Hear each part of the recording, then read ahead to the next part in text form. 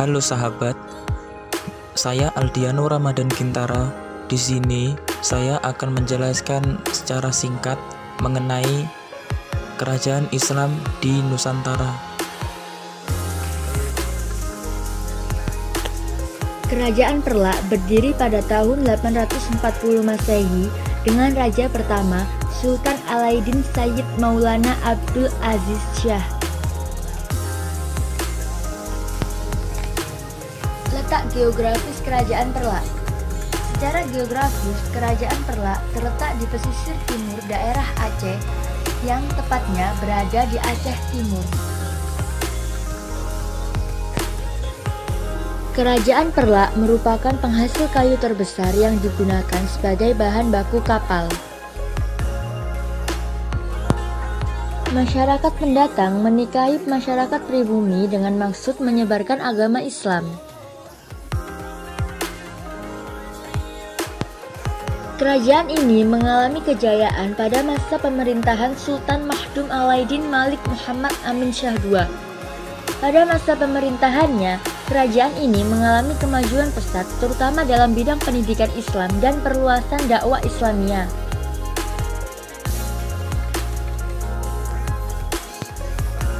Pada masa pemerintahan Sultan Alauddin Sayyid Maulana Abdul Aziz Shah, Kerajaan Perlak tumbuh dan berkembang menjadi kerajaan yang subur dan luas. Beliau merupakan sultan yang menganut aliran Syiah.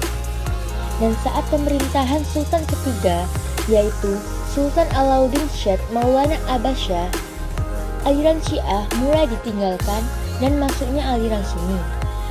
Saat itu juga terjadi perang saudara antara pengikut aliran Syiah dan aliran Sunni. Peperangan yang terjadi di Kerajaan Perlak masih terus terjadi.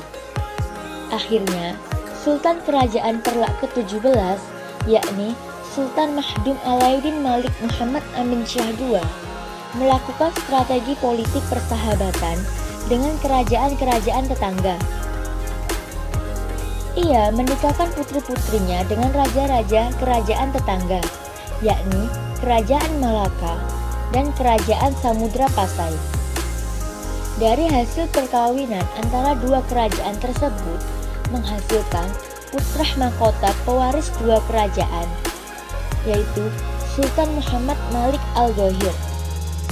Setelah putra mahkota tersebut diangkat menjadi sultan dan raja, kemudian Kerajaan Perlak menyatu dengan Kerajaan Samudra Pasai. Kerajaan Perlak mengalami kemunduran karena banyak terjadi perang saudara antara dua golongan yang berbeda, yaitu aliran Syiah dan aliran Sunni. Peninggalan Kerajaan Perlak. Yang pertama, mata uang Kerajaan Perlak. Yang kedua, makam raja. Yang ketiga, stempel kerajaan. 2. Samudra Pasai. Kerajaan Samudra Pasai didirikan pada abad ke-11 Masehi oleh Maulana Khair. Kerajaan ini terletak di timur Aceh. Kerajaan ini merupakan gabungan dari dua kerajaan yang sedang mengalami kemunduran, yaitu Kerajaan Pasai dan Kerajaan Perlak. Kedua kerajaan ini dipersatukan oleh Maulana Silu yang dibantu oleh Syekh dari Mekah, yaitu Syekh Ismail. Merasilu merupakan raja pertama sekaligus pendiri kerajaan ini yang mendapat gelar Sultan Malik As-Saleh. Pada tahun 1345 Masehi, di masa kepemerintahan Sultan Ahmad Malik Al-Wahid, kerajaan Samudra Pasai berkembang sangat pesat. Namun, pada tahun 1521 Masehi, kerajaan ini runtuh karena berhasil ditaklukkan oleh Portugis. Keberadaan kerajaan Samudra Pasai dibuktikan dengan adanya Cakrandonya. Cakrandonya, sebuah lonceng yang berbentuk stupa buatan negeri Cina pada tahun 1409 Masehi. Ukurannya tinggi sekitar 125 cm, sedangkan lebarnya 75 cm. Pada bagian luar Cakrandonya terdapat beberapa hiasan serta simbol-simbol kombinasi antara aksara Cina dan Arab. Selain itu, bukti adanya kerajaan Samudra Pasai ialah dibuktikan dengan adanya makam Sultan Malik As-Saleh, salah satu raja dari kerajaan Samudra Pasai. Kerajaan Demak. Kerajaan Demak merupakan kerajaan Islam pertama di Pulau Jawa, berdiri pada tahun 1478 Masehi. Palembang, Maluku, Banjar, dan wilayah utara Pulau Jawa merupakan daerah kekuasaan kerajaan Demak. Raja pertama bernama Raden Fatah yang mendapat gelar Panembahan Jimbun. Kerajaan ini mengalami kemunduran karena perebutan kekuasaan antara pewaris. Adapun beberapa peninggalan kerajaan antara lain Masjid Agung Demak. Masjid Agung Demak ialah peninggalan kerajaan Demak yang paling terkenal. Dibangun oleh Wali Songo pada tahun 1479 Masehi dan berdiri sampai sekarang. Meskipun telah direnovasi beberapa kali, bangunan ini juga menjadi bukti bahwa kerajaan Demak telah menjadi pusat pengajaran dan penyebaran Islam di wilayah Jawa di masa lalu. Selain Masjid Agung Demak, ada pun peninggalan yang lainnya, yaitu beduk dan kentongan yang berada di dalam masjid. Setelah itu, ada lagi peninggalan lainnya, ialah pintu bledek. Dalam bahasa Indonesia, bledek berarti kilat atau petir, sehingga pintu bledek memiliki sebuah arti yakni sebagai pintu kilat. Pintu ini dibuat oleh Ki Ageng Selo pada tahun 1466 dan menjadi pintu utama Masjid Agung Demak. Karena cerita yang sedang beredar, pintu ini disebut pintu bledek karena Ki Ageng Selo benar-benar memukulnya dengan kilat yang begitu sangat menyambar. Peninggalan selanjutnya ialah Soko Tatal dan Soko Guru.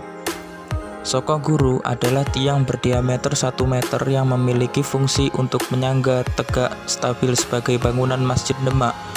Terdapat 4 pilar yang sedang digunakan terhadap masjid ini, yakni dengan berdasarkan pada seluruh sejarah pilar yang dibuat dengan Kanjeng Sunan Kalijaga. Kerajaan Cirebon. Kerajaan Cirebon merupakan sebuah kerajaan bercorak Islam ternama yang berasal dari Jawa Barat. Kesultanan Cirebon berdiri pada abad ke-15 dan 16 Masehi.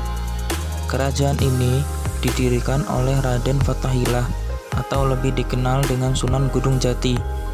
Kerajaan Cirebon berada pada puncak kejayaannya ketika dipimpin oleh Sultan Syarif Hidayatullah. Kerajaan Cirebon juga merupakan pangkalan penting yang menghubungkan jalur perdagangan antar pulau Sumatera dan Pulau Jawa. Kesultanan Cirebon berlokasi di pantai utara Pulau Jawa yang menjadi perbatasan antara wilayah Jawa Tengah dan Jawa Barat. Ini membuat Kesultanan Cirebon menjadi pelabuhan sekaligus jembatan antara dua kebudayaan, yaitu budaya Jawa dan budaya Sunda. Sehingga Kesultanan Cirebon memiliki suatu kebudayaan yang khas tersendiri, yaitu kebudayaan Cirebon yang tidak didominasi oleh kebudayaan Jawa maupun kebudayaan Sunda. Adapun peninggalan kerajaan Cirebon antara lain Istana Kesepuhan Cirebon, Kereta Singabarong Kesepuhan, Makam Sunan Gunung Jati, dan patung Macan Putih.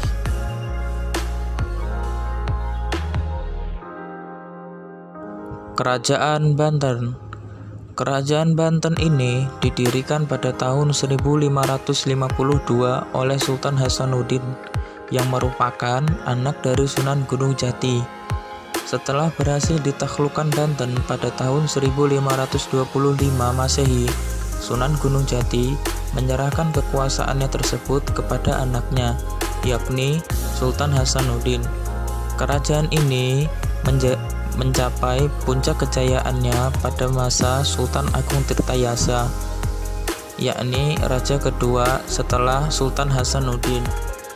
Adapun peninggalan-peninggalan kerajaan Banten. Yang pertama, Masjid Agung Banten, Istana Keraton Kaibon, Meriam Ki Amuk, dan masih banyak lagi. Kerajaan Pajang.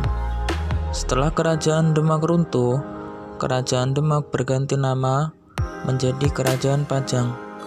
Kerajaan ini didirikan oleh Joko Tingkir pada tahun 1568 Masehi yang berhasil menyingkirkan saingannya, yaitu Kerajaan Demak, dan kemudian memindahkan pusat Kerajaan Demak ke Kerajaan Pajang.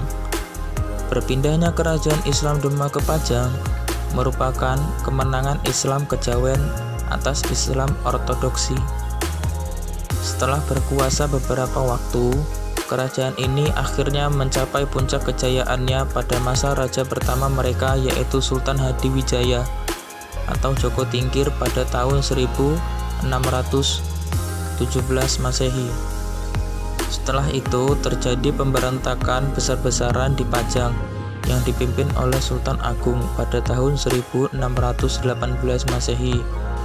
Akhirnya, Kerajaan Pajang mengalami kekalahan dengan Kerajaan Mataram. Dengan demikian, kerajaan ini pun akhirnya runtuh. Adapun peninggalan-peninggalan Kerajaan Pajang antara lain Bandar Kebenaran, Pasar Lawean, dan Masjid Lawean yang berada di Solo. Mataram Islam. Mataram Islam atau Mataram Baru adalah suatu negara Islam berbentuk kesultanan di Pulau Jawa yang pernah ada pada abad ke-17. Kerajaan ini sudah didirikan sejak abad ke-16 namun baru menjadi sebuah negara berdaulat di abad ke-17 yang dipimpin suatu dinasti keturunan Ki Ageng Selo dan Ki Ageng Pemanahan atau disebut Wangsa Mataram. Awal mulanya berupa wilayah alas Mentaok yang diberikan oleh Sultan Hadiwijaya ke Ki Ageng Pemanahan atas jasanya. Kemudian menjadi suatu kadipaten di bawah Kesultanan Pajang dengan Kota Gede sebagai pusat awal pemerintahan negara Islam Kesultanan Mataram. Raja berdaulat pertama adalah Danang Sutawijaya atau Panembahan Senopati, putra dan Ki Ageng Pemanahan. Kesultanan Mataram pada masa keemasannya pernah menyatukan Pulau Jawa, kecuali wilayah Kesultanan Banten dan Kesultanan Cirebon dan sekitarnya, termasuk Pulau Madura. Negeri ini pernah memerangi VOC di Batavia untuk mencegah semakin berkuasanya firma dagang itu. Namun ironinya, menerima bantuan VOC pada masa akhir menjelang keruntuhannya. Mataram merupakan kerajaan berbasis agraris atau pertanian.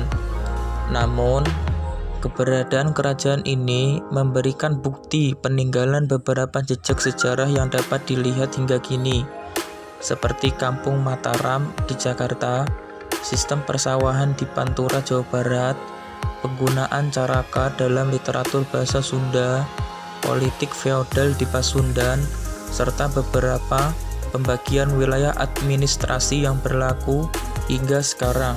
Adapun peninggalan dari Kerajaan Mataram ini, salah satunya ialah Masjid Agung Kauman yang berada di sebelah barat kawasan alun-alun utara, tepatnya di Kampung Kauman, Kelurahan Ngupasan, Kecamatan Gondamanan, Kota Yogyakarta.